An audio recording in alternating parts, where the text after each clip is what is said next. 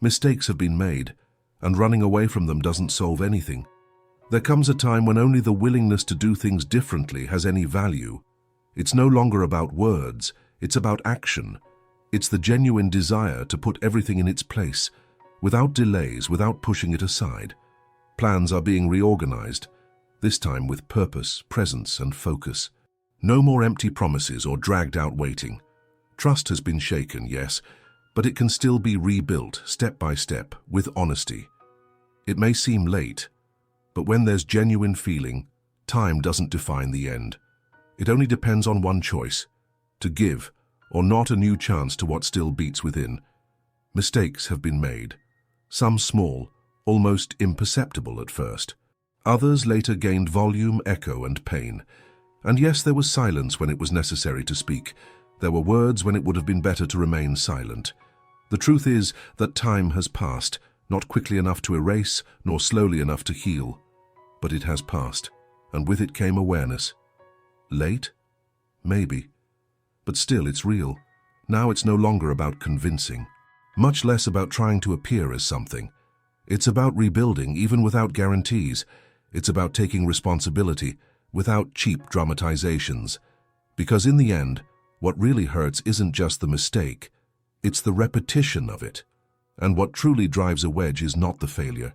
It's the lack of effort to do things differently. So there comes a time when you either change or you lose. Not gradually, not like someone saying goodbye slowly, but completely, like someone who leaves no trace. It's at this point that everything becomes clearer. When the absence weighs heavily, when the emptiness is more uncomfortable than the fight, when silence stops being relief and turns into punishment. And that's when the desire to start over is born. Not like before, not repeating the same steps, but with a different mindset, without promises tossed to the wind, without rehearsed speeches, only with commitment. The willingness to make it work. No one insists on something that has already died. What exists here still pulses. And as painful as it is to admit, there is something that hasn't completely broken. It may be wounded, disbelieved, weakened, but it's not over. Because when you really look, without pride, without filters, you can see that there is still space. It may be small, it may be hurt, but it's there, and those who truly want to reclaim don't force, don't pressure, don't beg. They only demonstrate.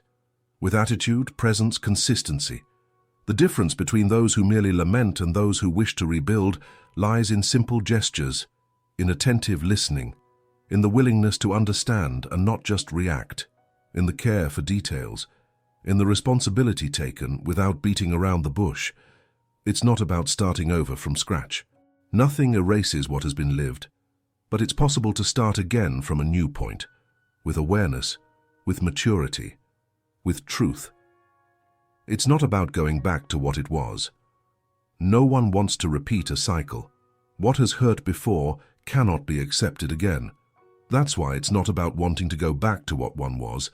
It's about being what one has not yet been able to be. It's about nurturing what has not been developed, correcting what has been ignored, valuing what has been treated with disregard. Every relationship that survives a fall needs to go through a mourning process. A cut with what didn't work, a break from previous versions. Only then does space arise for something new.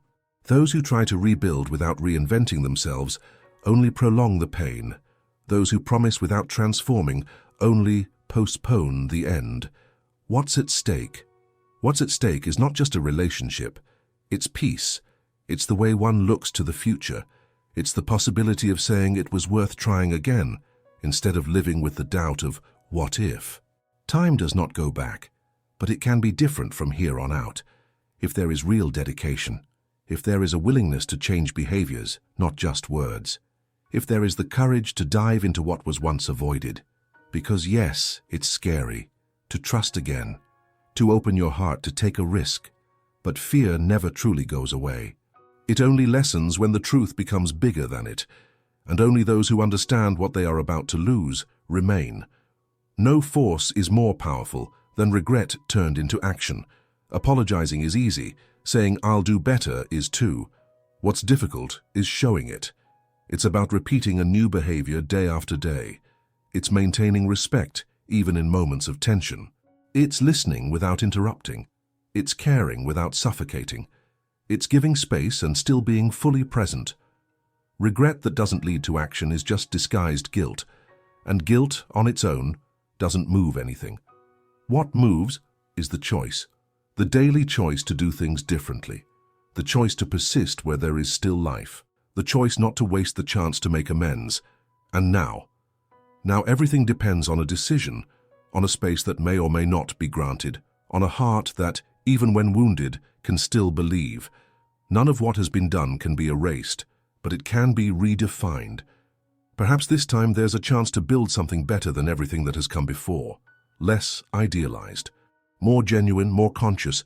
But this cannot be forced, it cannot be demanded, it can only be requested, with respect, with clarity, with sincerity.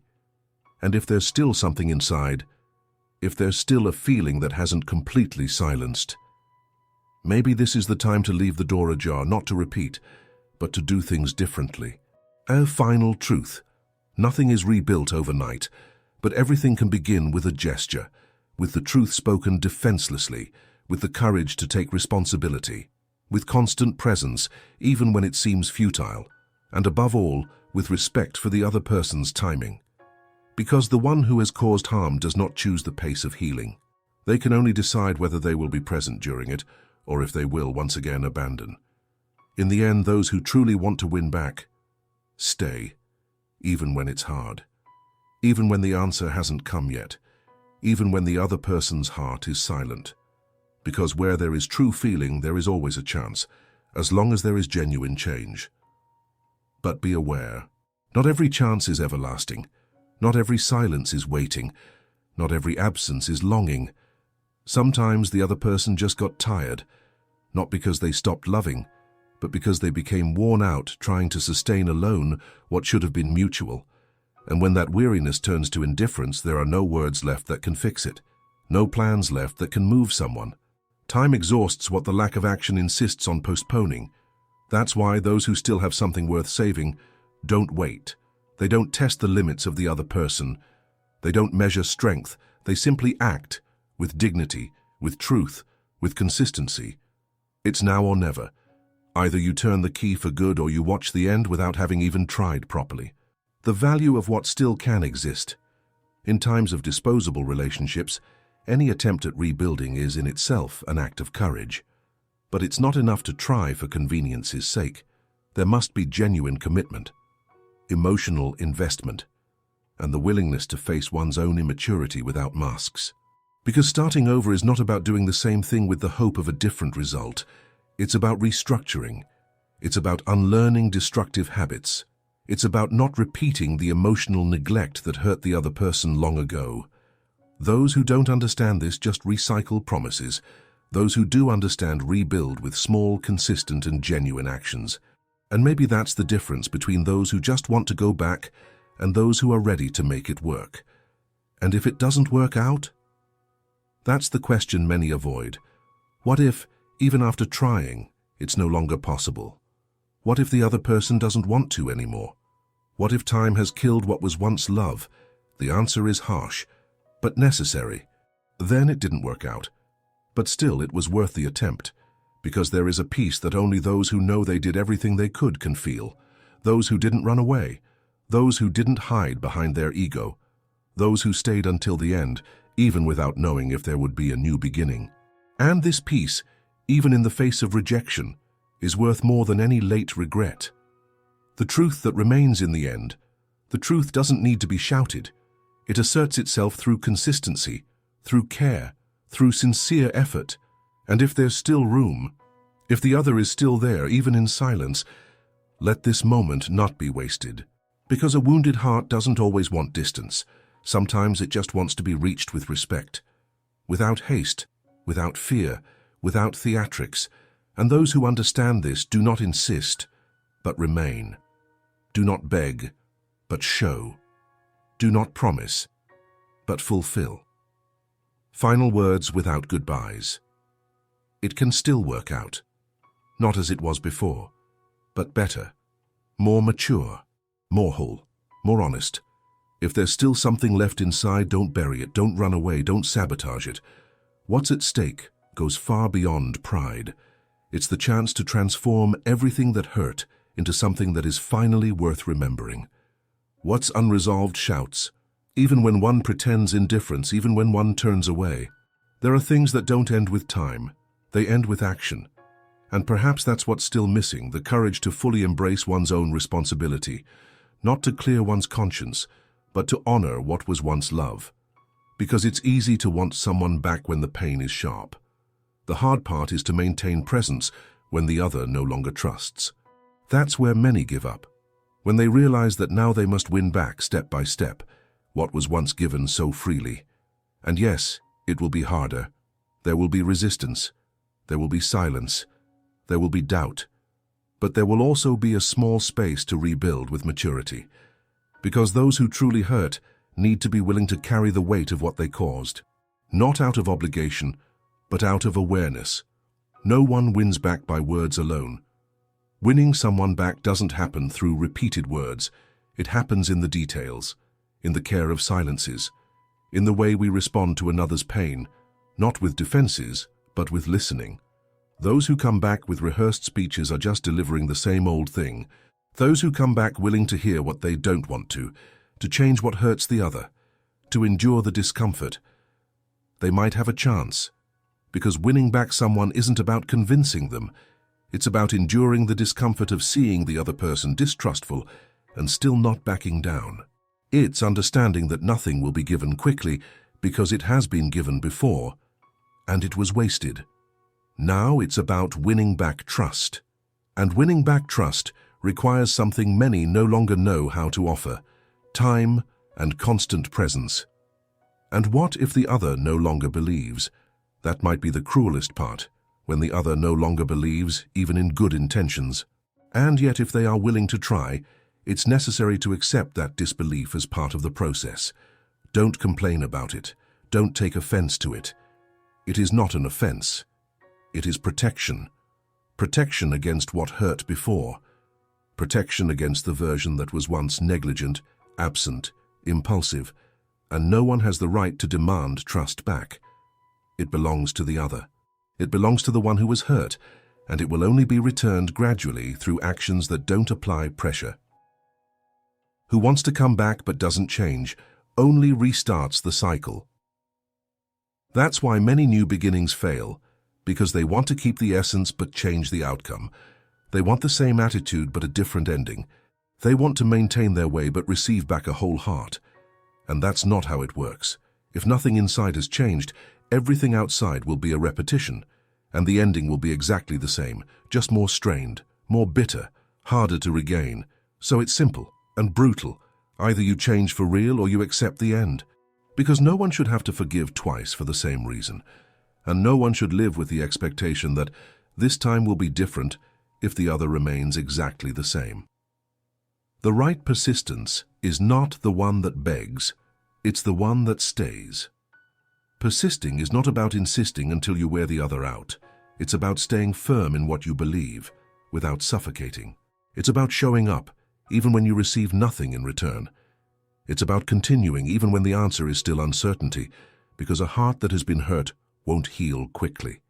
It won't give itself easily, and it shouldn't. Those who made a point of leaving now need to make a point of staying with presence, staying with maturity, staying even on days when it seems pointless. Because no heart is won back by demanding.